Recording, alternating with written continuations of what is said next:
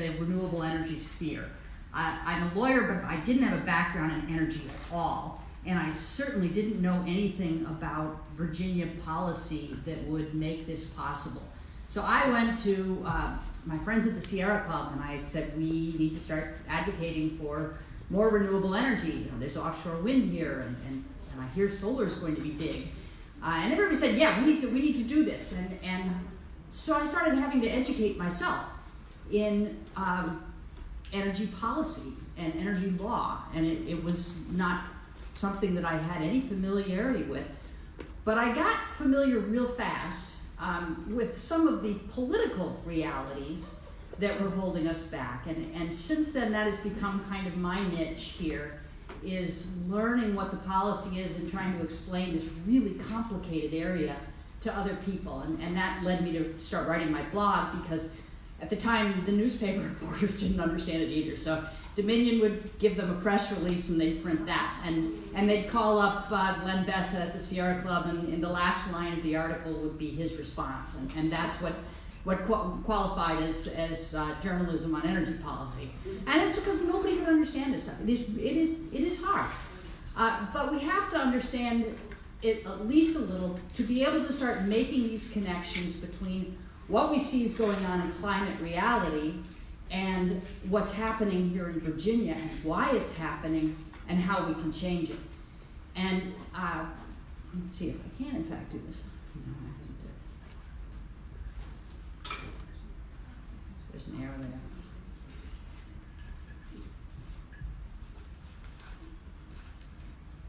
Okay, so it's on that side. All right. Nope, that's good. That's where we are. Okay, so this is how Dominion Energy provides electricity to something like 70% of Virginia, and they are our major utility here. And this is how we're meeting electricity demand today. It is almost entirely fossil fuels and nuclear. You're not hearing that. You're hearing a lot about solar these days, but there really isn't that much of it in here. And you think about where we need to be in 12 years and where we are now, it's a problem. And one of the big problems here is that Dominion Energy is a bigger gas company than they are electric company. Dominion Energy, the parent company, has a number of subsidiaries, and Dominion Energy Virginia, the electric utility, is just one. They're very, very big into gas transmission, and that's where the Atlantic Coast Pipeline comes in, but they have other pipeline infrastructure and other gas storage and things like that as well. So what they have done in the past several years is build out very large gas baseload power plants. And when they started this build out, they had plans for many more. And so when you think about what were they thinking with the Atlantic Coast Pipeline, they were thinking they were going to be building gas for the next 20, 30 years.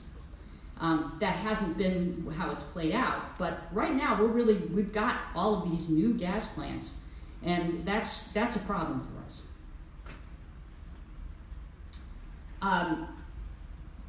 They have shaped our policy in a number of ways. I'm not going to go through all of these things, but we have had a series of laws that have gradually reduced the power of the regulators at the State Corporation Commission and increased the profitability of Dominion, made things harder and harder for us to kind of get back control of the situation. The things that we have done trying to empower more renewable energy have not passed the legislature. So we're in this situation where we've got Dominion really in control of the energy, of how it's supplying energy and how it is proposing to spend. And we hear a lot about laws that are going to transform our energy supply, but they are shaped in such a way that the utility is still in the driver's seat. they're supposed to propose $800 million in energy efficiency spending, but they're not required to propose spending that can get approved. So if they propose lousy programs, they've done what they're required to do. There's the legislature put 5,000 megawatts of solar in the public interest. It didn't say you had to build the solar, it just said it would be in the public interest to do it. They're allowing the overspending, the over-earnings that Dominion has collected to be put into a lot of other projects, including this grid transformation concept. Dominion's idea of this is let's just spend the money because they can earn their return on investment on a great deal of spending, and it doesn't, a lot of it doesn't have to be even reviewed by the State Corporation Commission. The strategic undergrounding program they've got, it's already, the legislature's already said anything you want to spend on that up to $2 billion, go right ahead. So this is putting us in a difficult position. The 2018 Grid Transformation and Security Act, this is as we say, this was a mixed bag at best. We've got all of this potential. You could, in fact, spend a lot of this money very well, and the question is whether it will be spent well. We have a number of working groups going on now to encourage the spending to go in the right ways. We'll see what comes out of that. Nothing's coming through there. That's not good. No, but it's what was on the screen is not. Yeah, this is. Oh shoot. Yeah. Well, this one's come through. I don't know why the content on the previous slide is not. Huh.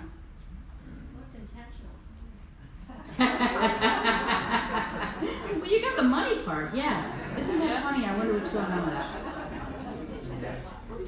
There's nothing. There's no future. You see. Yeah. That's why it's empty. That would be really depressing. I know. Yeah. What you should be seeing on this is this that what is and now I'm having to actually know this stuff instead of being able to look at my screen because it's not on here either.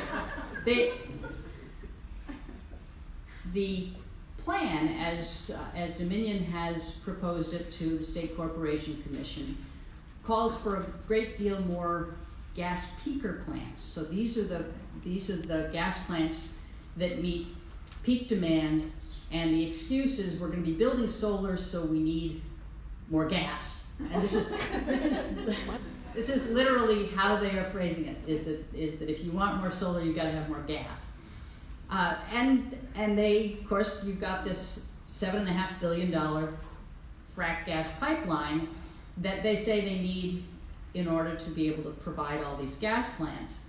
The good news is we have really shown in filing after filing, not just from us, but now we've got the SEC staff getting their experts saying you don't need any more pipeline capacity. So we've actually got them well boxed in on this one. But this is, because Dominion is a gas company, that is how they see their future. They are proposing offshore wind finally. This has been, well, as I say, I started in 2007, but they won the federal lease for offshore Virginia in 2013. The timeline should have had those turbines up now, but they are now talking about them in 2024. Which is, that's moving fast for Dominion. But those will likely go to tech companies. So we have a lot of data centers in Virginia. You've probably been hearing about this. And to meet the data center demand for renewable energy, so all of these big tech companies, they don't want the gas. And they have written letters saying they don't want the gas. They're going to be in line for the big solar farms and the big offshore wind build out. And that's okay. We want the rest of us to get it too, but if they're pushing the demand, that's a good thing. But I am gonna, since I don't remember what else was on that screen, I will say, so the problem that we have from Dominion's proposals is it doesn't get us anywhere near where we need to be.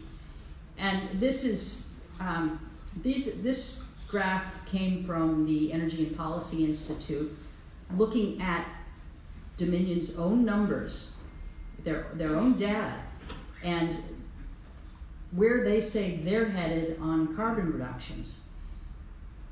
It is not even clear where a lot of those reductions will come from when you look at their plans. But they are, in any case, not nearly where they need to be. And there are other utilities that are, in fact, planning to get to zero emissions by 2050. So it's not like it can't be done, it just isn't being done here. So how has this happened? How have we reached this point where Dominion is calling the shots and we're not heading in the right direction? And it is, you hear a lot about the political donations, but that is not the only thing. We've got charitable contributions, lobbying, the good old boy network that just gives them a lot of access, fear tactics, propaganda, and the abuse of monopoly power. And I'm going to run through each one of those very briefly. Political donations is what you hear about. There have been a lot of candidates saying they will no longer take contributions from Dominion.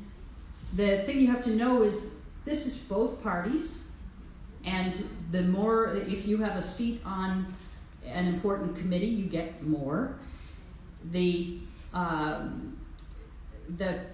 people who control the money in the parties, so the majority leader and the minority leader, who dole out money to the rest of the rank and file, get most of all. So even the people who say, I'm not taking the money, often are getting it secondhand, and they may or may not know it at this point. But they also use this money, if you need money for your campaign and you're getting it from the minority leader or the majority leader, they may be telling you how you need to vote on some issues. And so it is a much, even though the numbers aren't that huge. I mean, I like to joke that if you can buy somebody's vote for $5,000 or $10,000, then the real crime here is how cheaply you can be bought.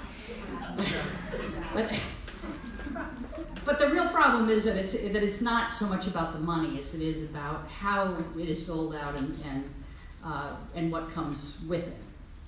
Charitable contributions are not much discussed. The Dominion Energy Foundation is giving away $30 million a year, and they fund lots of things in small ways all across the state in every district, so that everybody, all the legislators are hearing from a church project or a local nonprofit, Dominion gave us money, isn't this great? It also means that all of these nonprofits are co-opted.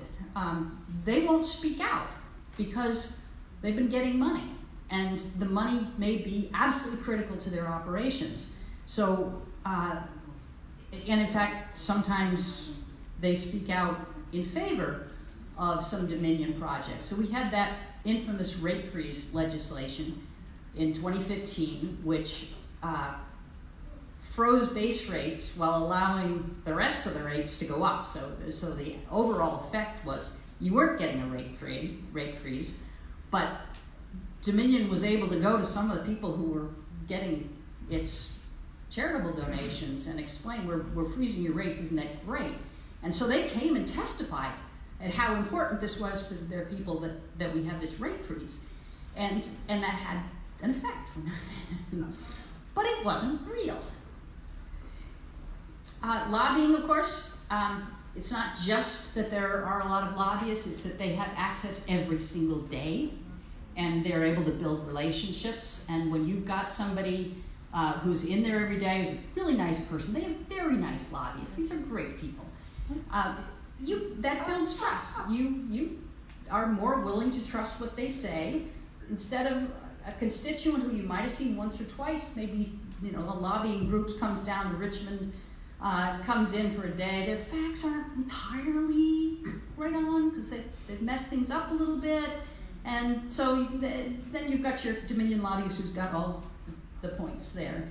And that makes it really easy to buy what Dominion's selling. The Good Old Boy Network, this is just some of the, and I'm not even sure, this doesn't even have, okay, so, well, sorry. This is missing one of the people as well. But what this is, there's an interlocking network in Richmond. Richmond's a pretty small town, even though it's a mid-sized city. All of these top executives are on the boards of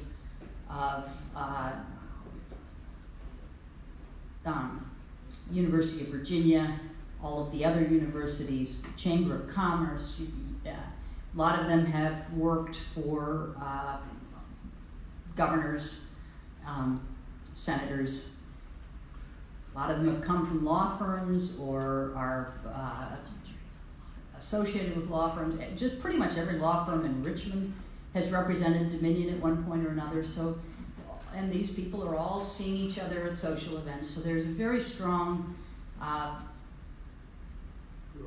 Good Old Boy Network. Go along, get along. You know these people, they're nice. They got to be good.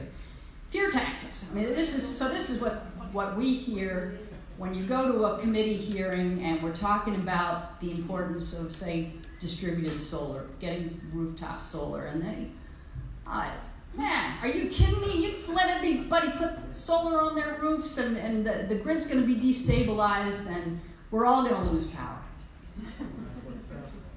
You know, if you want rates to go up, yeah, build wind and solar, and then what happens to all the poor people out there? They can't afford their bills, and so that you better be really careful what you're going to do that. And then there's who you're going to believe. You got the experts at Dominion who are very, very good at their jobs, and I want to be the first to say they really are good. They've got very good records on reliability. So you're going to believe them, or you're going to believe a bunch of tree huggers, you know, like I made at the Sierra Club, who comes and says, "Well, you better not." So, and then there's propaganda. So this tweet was particularly funny. That the notion that 85% of their generation comes from clean energy sources such as solar. Well, it turns out their notion of clean energy includes natural gas. And so, you know, I looked at that and I think, well, if you're going to say 85%, if you're really going to just be in that far into the realm of fantasy, why don't you go to just call it 100%? You're done with it. Or you do a Spinal Tap thing and call it 110.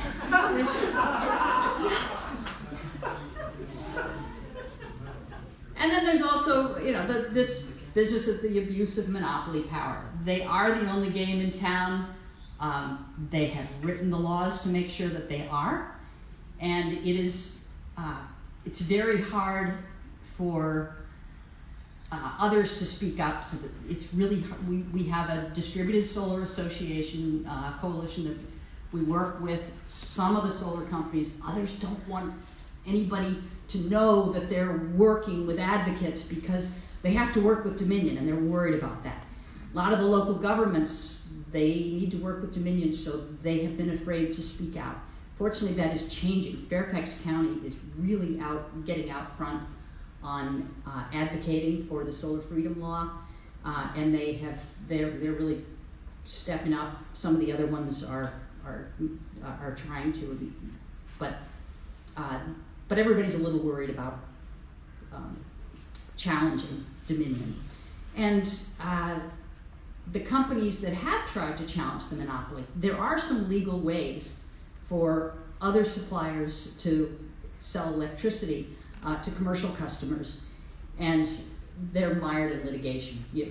You wouldn't do this if you didn't have either a heck of a lot of money for lawyers or a little bit of unfamiliarity with the Virginia system, which is, I think, what may have been in. Anyway, that is the problem that we face. That we've got a utility that is extremely powerful and extremely effective in keeping its power, and the result has been that we are not headed where we need to be. And as you know from this discussion and your other discussions and the fact that you're here, we really ought to be at 100% clean energy by 2030, because it's a lot harder to do the built environment and transportation. We obviously, we're locked in so much to natural gas. If we could get a 50% RPS, that would probably be what Virginia actually could attain by 2030 without massive disruption. And that's, I think, where a lot of people are coalescing. But there's the climate reality where it really ought to be 100%. And we're facing this kind of a gap. And the reason we're in this situation has been the political power of monopolies. So I'll leave it at that. We have time